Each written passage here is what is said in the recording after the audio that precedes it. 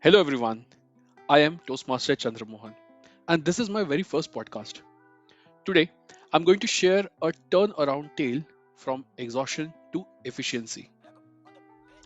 Let me ask, how do you imagine your first day on the job? Smiling colleagues, welcoming HR, excited boss. Mine was hospital, police station, and questioning my life choices. It was the year 2017 when I took over as plant head for an Indian automotive MNC. During my very first day, I got to know that a MHE operator, a material handling equipment operator, had to be sent to hospital. The plant admin rushed over to me, then police station for reports. By evening, I was dead tired. I wondered, what did I sign up for? Next day, duty called. I did root cause analysis, which revealed one simple thing: exhaustion. The employee who met with the accident had skipped his breakfast after a far commute. No lunch, he did not bring his tiffin. Amid 20% attrition, he was rushed through reskilling and was put on the shop floor. This was a pure shop floor neglect, which could have been easily avoided. Peter Drucker, a famous philosopher, once said, efficiency is doing things right, effectiveness is doing the right things. We weren't even close. That accident, not isolated, it was a monthly affair with 300 plus employees and a huge warehouse. Some or other thing was going wrong. Hiring and reskilling costs were all time high. Productivity nowhere to be found. Root cause issues screamed that employees were traveling far away, navigating through Mumbai traffic hell. They were carrying their own small lunch boxes. In the warehouse, there were dirty toilets. Welfare, it was nowhere to be found. The shop floor employees, the ground level employees, felt invisible. They started their day feeling exhausted. That was their grind. We flipped it bottom up.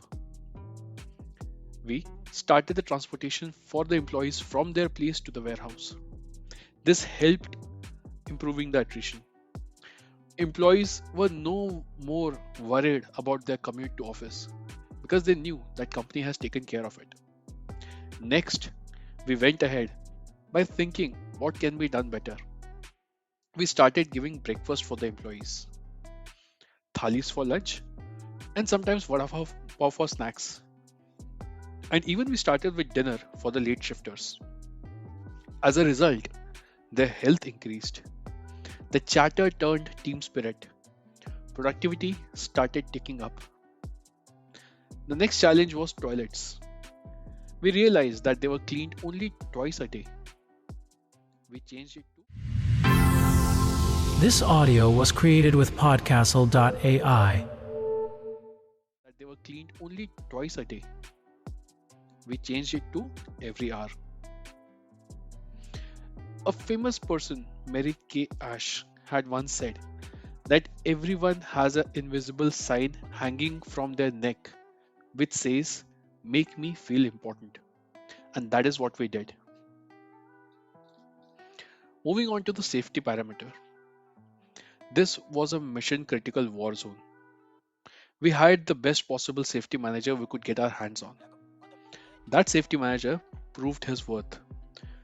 After joining, he started conducting forklift drills, hazard hunts, and weekly trainings. Result: the accidents, which was a common affair, became zero.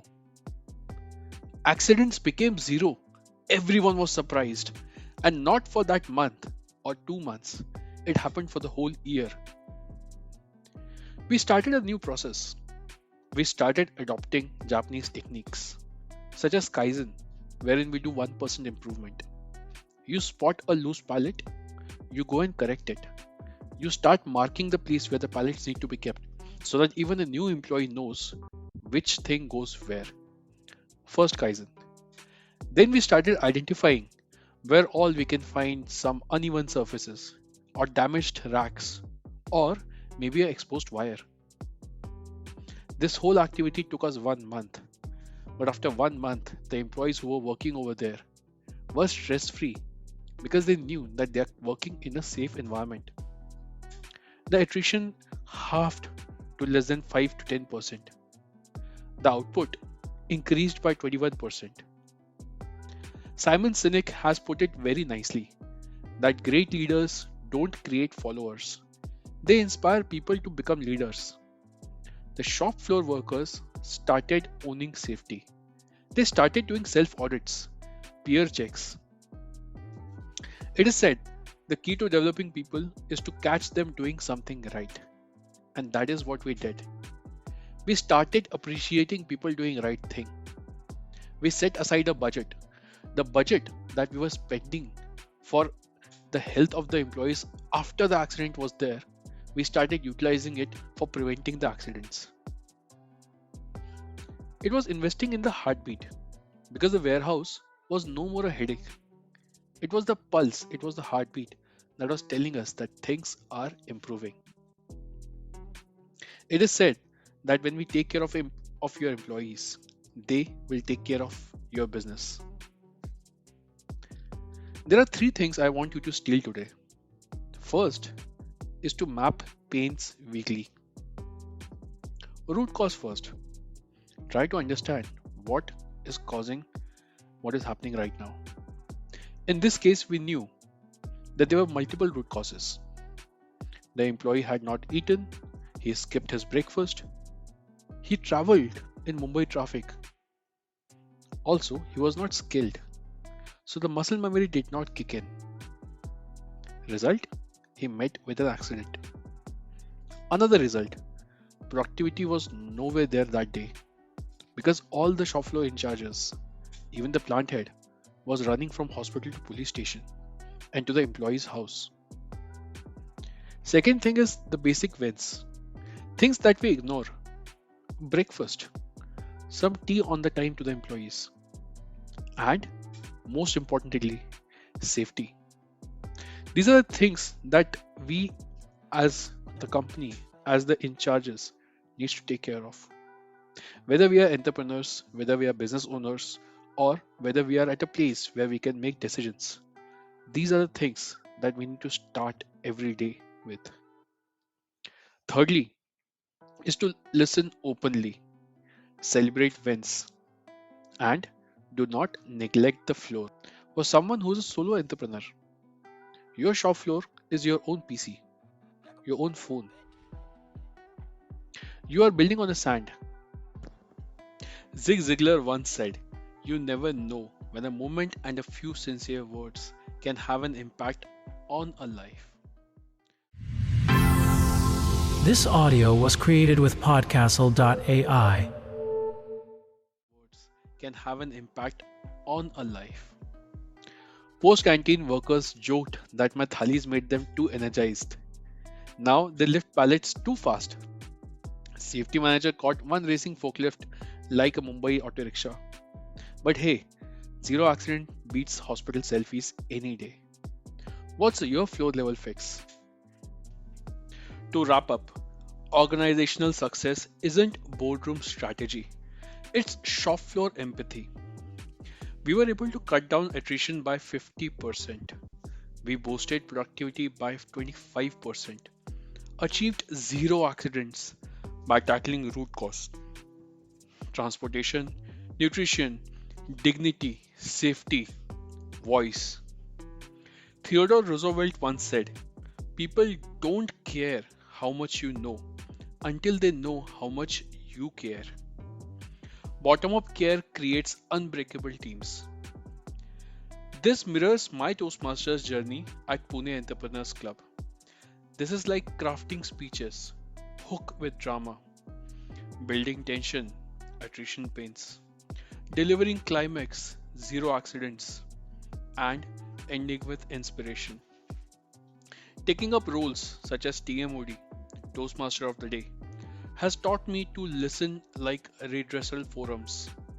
Table topics haunt quick root cause thinking. Pathway electives like this podcast, pure leadership practice, engaging with 300 plus employees or 30 club members is the same skill. Making audience feel valued, motivated.